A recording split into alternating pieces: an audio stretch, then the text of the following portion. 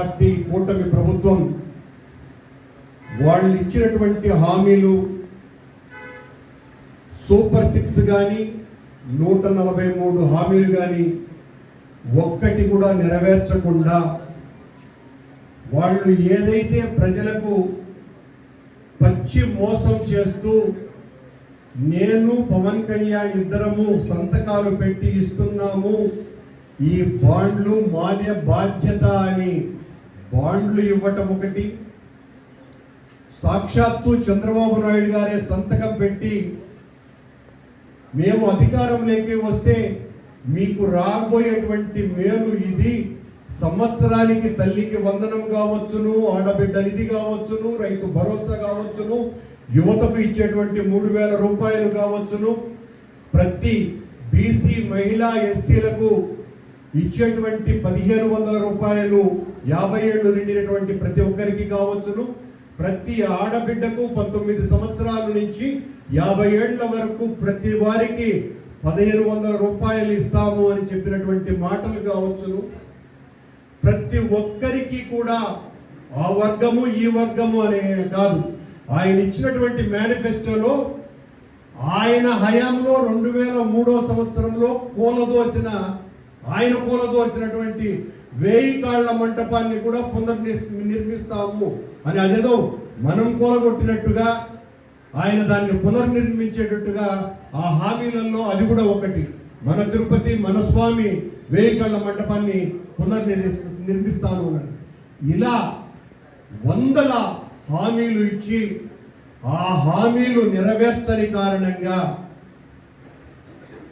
Recall Chandrababu Naidu అంటే చంద్రబాబు హామీలను గుర్తు చేస్తూ అనని దానికి సంబంధించి చంద్రబాబు ఇచ్చినటువంటి వాగ్దానాలేంటి, ఆయన వాగ్దానాల వలన కొంతమందికి ఆయన ఇచ్చినటువంటి బాండ్లు ఏంటి, ఆయన మొన్న మన నాయకుడు జగన్మోహన్ రెడ్డి గారు పార్టీ 175 మంది సమన్వయకర్తలకి, పార్టీ రీజనల్ కోఆర్డినేటర్స్కు, జిల్లా అధ్యక్షులకు అందరికీ కూడా చాలా సుస్పష్టంగా ఆయన వివరంగా చెప్పి మీరందరూ కూడా పార్టీని మొత్తాన్ని సమాయత్తపరిచి మొదట రీజనల్ కోఆర్డినేటర్ గారి ఆధ్వర్యంలో జిల్లా అధ్యక్షుడుతో సహా ఈ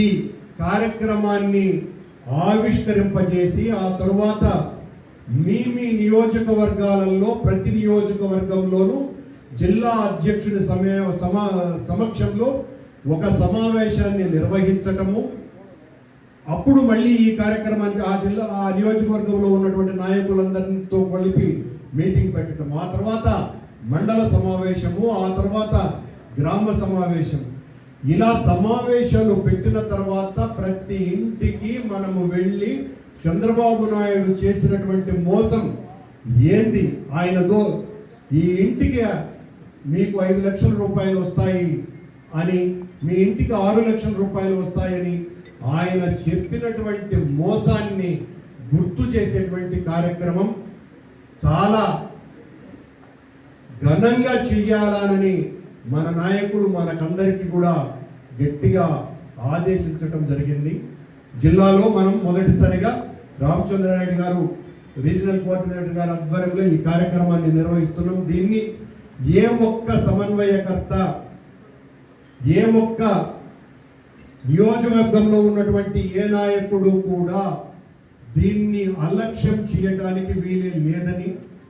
ప్రతి ఒక్కటి కూడా సెంట్రల్ ఆఫీస్కు వెళ్తాయి, ఎవరు పని చేస్తున్నారు ఎవరు పని చేయటం లేదు అని అన్నటువంటి విషయాలు కూడా, ఈ మాటలు కూడా మన నాయకుడు ఆ మీటింగ్లో చెప్పినటువంటివి. మన నాయకుడు 4 రోజుల క్రితం ఇచ్చినటువంటి ప్రెస్ మీట్లో దాదాపు ఒక అరగంట పాటు దీని మీదనే ఆయన మాట్లాడడం జరిగింది. ఆ ప్రెస్ మీట్ను కూడా ప్రతి సమావేశంలోనూ కూడా వచ్చినటువంటి ఆహుతులకు అందరికీ, పార్టీ నాయకులకు అందరికీ కూడా వినిపించండి అని చెప్పడం జరిగింది. మొదట రామచంద్రారెడ్డి గారు ఆవిష్కరించిన తరువాత ప్రెస్ మీటు, అలాగే ఈ QR కోడ్ ద్వారా మనం ఓపెన్ చేసుకొని చంద్రబాబు చేసినటువంటి మోసాన్ని అంతా కూడా ఎండగడుతూ మనం ప్రజల్లోకి ఎలా వెళ్ళాలా అన్నటువంటి కార్యక్రమాన్ని, ప్రతి ఒక్కరు కూడా జగన్మోహన్ రెడ్డి గారు సంవత్సర కాలం అయిపోయింది, మీకు కూడా ప్రత్యేకంగా చెప్పాల్సినటువంటి పని లేదు. ఈ రోజున మన నాయకుడు మనం చాలా పెద్ద తేడాతో ఓడిపోయినప్పటికీ కూడా ఈ రోజున రాష్ట్ర వ్యాప్తంగా జగనన్న ఏ పిలుపిచ్చినా వేలాది మంది రోడ్ల మీదకి వస్తున్నారు. మొన్న 4వ తారీఖున జరిగినటువంటి వెన్నుపోటు దినంలో అధికారికంగా లెక్కల ప్రకారమే దాదాపు 4.5 లక్షల మంది మొత్తం రాష్ట్ర వ్యాప్తంగా నియోజకవర్గాలలో పాల్గొన్నారు అన్నటువంటి విషయము. జగనన్న ఎక్కడ బయటికి వచ్చినా వేలాది మంది ఎలా తరలి వస్తున్నారో మొన్న పొదిలిలో చూసాం, సత్తెనపల్లిలో చూసాం. పరాకాష్ఠగా ఎంతగా జనం ఆయన పట్ల తమ అభిమానాన్ని చూపుతున్నారు అన్నది మనలో ఈ రోజున ఓడిపోయాము అన్నటువంటి భావన పూర్తిగా తుడిచిపెట్టుకొని మనం కథన రంగంలో వైఎస్ఆర్ కాంగ్రెస్ పార్టీ సైనికుల్లాగా పనిచేయడానికి ఒకవైపున చంద్రబాబు మోసంని ఎండగడుతూ మరోవైపున జగనన్న రావాల్సినటువంటి అగత్యాన్ని తెలియజేసేటువంటి విషయం ప్రతి ఇంటికి తెలియజెప్పాల్సినటువంటి బాధ్యత మనందరి మీద ఉన్నది. ఈ 10-15 రోజులలో